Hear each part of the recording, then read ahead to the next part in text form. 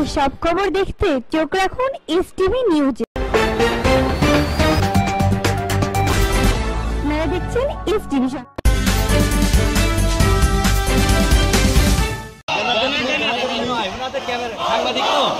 সাংবাদিক ছেড়ে দেন ওনাদের।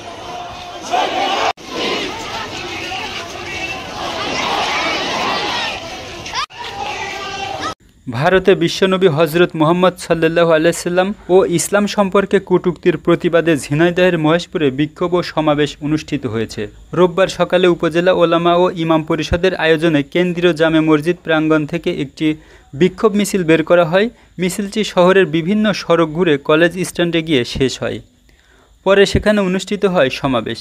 এতে মহেশপুর কওমি মাদ্রাসার সভাপতি নাজির আহমেদ, উপজেলা ইমাম পরিষদের সভাপতি মুফতি রফিকুল ইসলাম, ওলামা পরিষদ মহেশপুর শাখার সেক্রেটারি সরোয়ার হোসেন সহ অন্যান্যরা বক্তব্য রাখেন। সমাবেশ থেকে বক্তারা হুঁশিয়ারি দিয়ে বলেন, বিশ্বনবীর অপমান বরদাস্ত করা হবে না।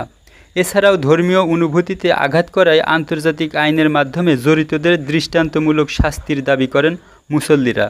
আপনাদের সঙ্গে রয়েছে আমিনুর ইসলাম, এসটিভি নিউজ। একত্রিত হওয়ার কারণ হলো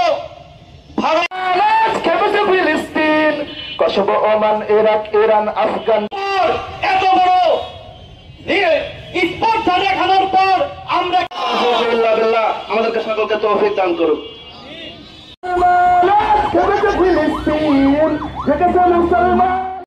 পরবর্তী সংবাদ দেখার আমন্ত্রণ জানিয়ে শেষ করছি।